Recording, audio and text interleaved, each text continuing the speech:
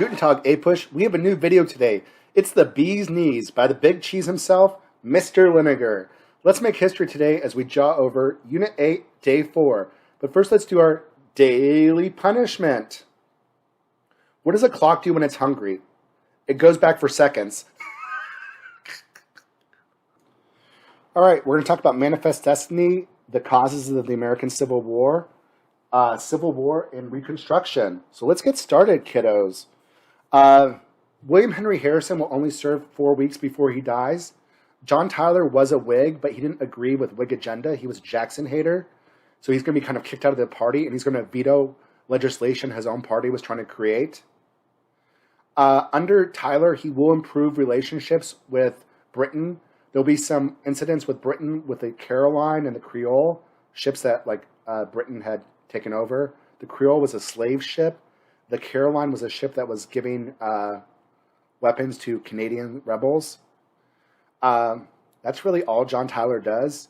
On the last day of his presidency, he will annex Texas as a state illegally because he did it as a joint declaration of Congress. He didn't do it as like the Senate passing it as a treaty.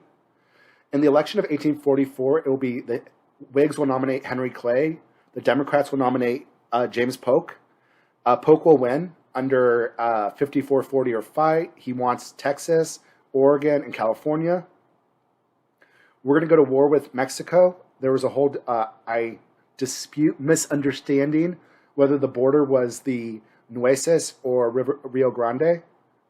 That's why Lincoln does the spot resolution, where he keeps demanding to know where the Americans died. We will do pretty well in the Mexican-American War. Stephen Kearny will capture Santa Fe. John C. Fremont will create the short-lived Bear Republic of California, and California will become a state. Zachary Taylor will invade northern southern Mexico, in the Battle of Buena Vista and Palo Alto.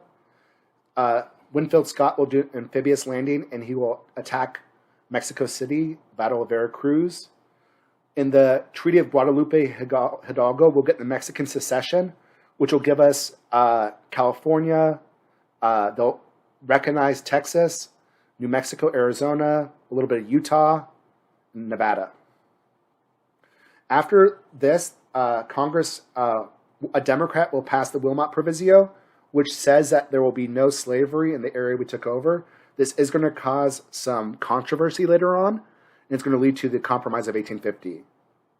There will be other attempts at Manifest Destiny. The Clayton-Bulwer the Clayton-Bulwer Treaty was a treaty that America and Britain said neither one of them would build a canal in an Isthmus Canal connecting Pacific and the Atlantic. At this time, we weren't really powerful enough to do it anyway. William Walker was a Southerner that tried to make Nicaragua a slave state. Under the presidency of Franklin Pierce, some of his supporters wanted to get Cuba in the Ostend Manifesto, make it a slave state.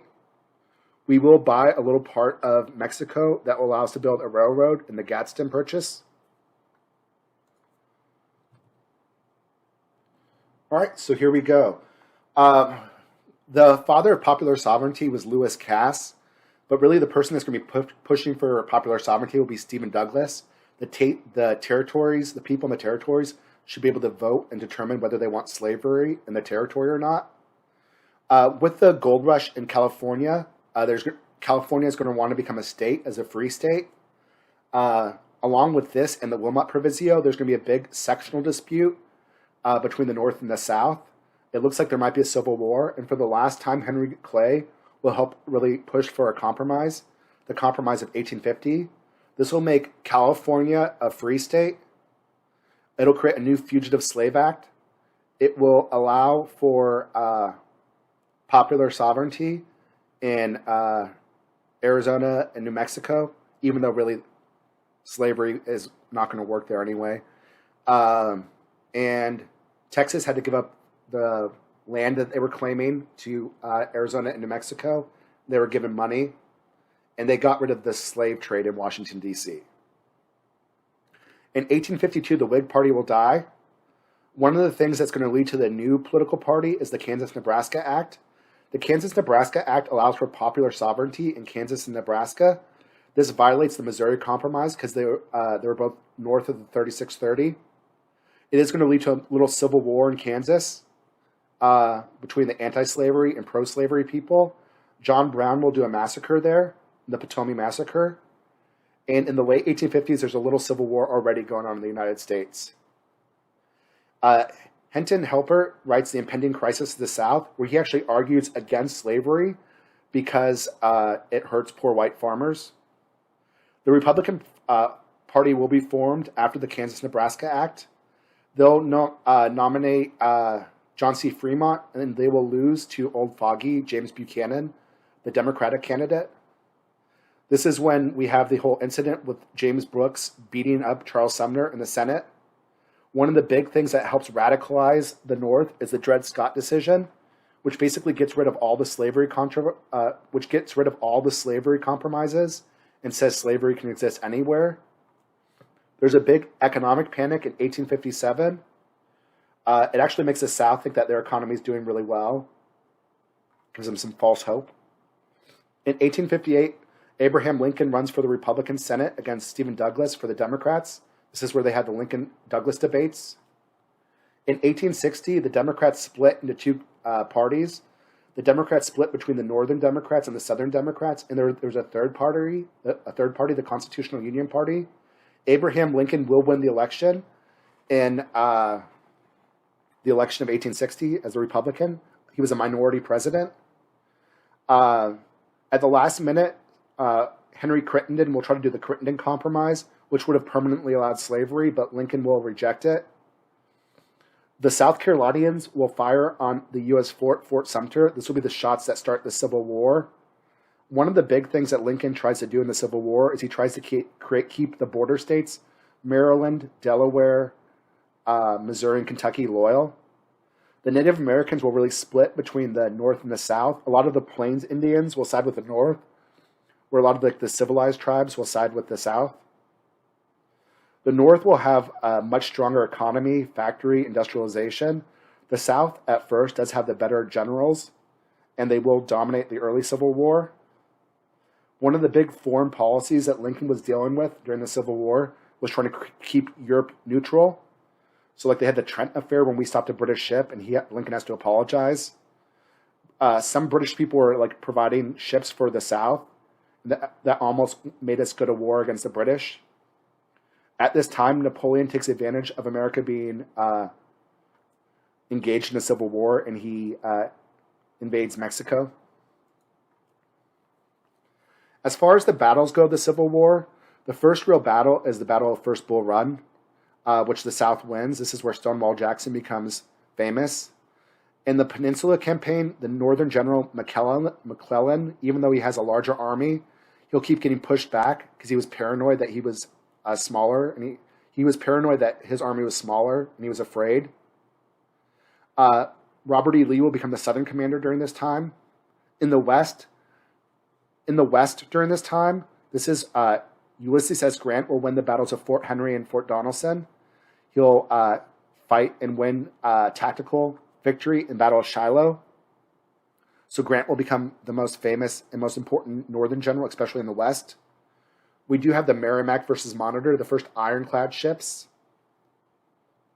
The first real turning point was the Battle of Antietam. This was a Northern victory, and afterwards Lincoln will use this to create the Emancipation Proclamation. The most famous group of African American soldiers was the 54th Massachusetts. The big turning points of the American Civil War were Gettysburg and Vicksburg.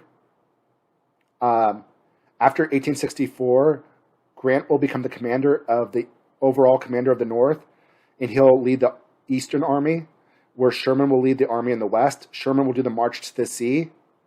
Grant will eventually defeat Lee and get Lee to surrender in Appomattox Courthouse. Then John Wilkes Booth will assassinate Abraham Lincoln.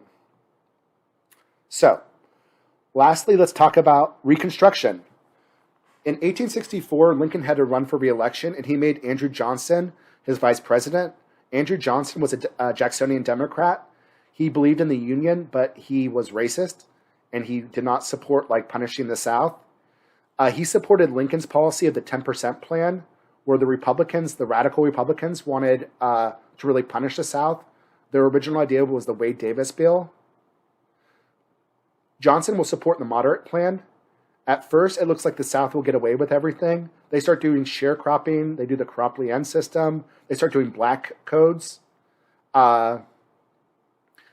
During the Civil War, the Republicans took advantage of the Southerners not being in Congress. They had passed laws like the Homestead Act, which gave cheap land to move westward, the Morrill Land Act, the Morrill Tariff, and the Pacific Railroad Act. The Northerners were partially afraid of the South re-entering Congress because they would get more votes now that there's no slavery. They were not happy with Johnson basically allowing the South back in. Republicans will try to push for civil rights. They'll do the Freedmen's Bureau. They'll pass a civil rights bill, which will be vetoed by Johnson. They'll override his veto. They pass the 13th, 14th, and 15th Amendment, free citizen vote. The leaders of the radicals were Charles Sumner and Thaddeus Stevens. They're going to help pass the Military Reconstruction Act, which basically created generals and got rid of self-government in the South. And that's going to really be going on until 1877. Some of the groups of people in this time is you have the Scalawags. They were Southerners that support the North. The Carpetbaggers, they were Northerners that moved to the South. The Southerners will turn to terrorism to try to keep their way of life. The Ku Klux Klan will be created. Johnson was going against Congress for everything. So Congress will pass the Tenure of Office Act, basically trying to dare him to go against it, which is that he couldn't fire a cabinet member without their permission. He is going to ignore this. He'll be impeached, and his impeachment will fail by one vote. The only other thing that Andrew Johnson does is he will do, his Secretary of State will get Alaska in Seward's Folly, or Seward's Icebox. Reconstruction will end in the Compromise of 1877, which lets Rutherford B. Hayes become president, and in return, he pulls out the rest of the soldiers from the South. So he basically sacrifices black rights. He gives the Redeemers power back in the South. In return, they let him win the election because the election was disputed. All right, kiddos. That's all we have for that. Until next time, deuces. Deuces, yeah.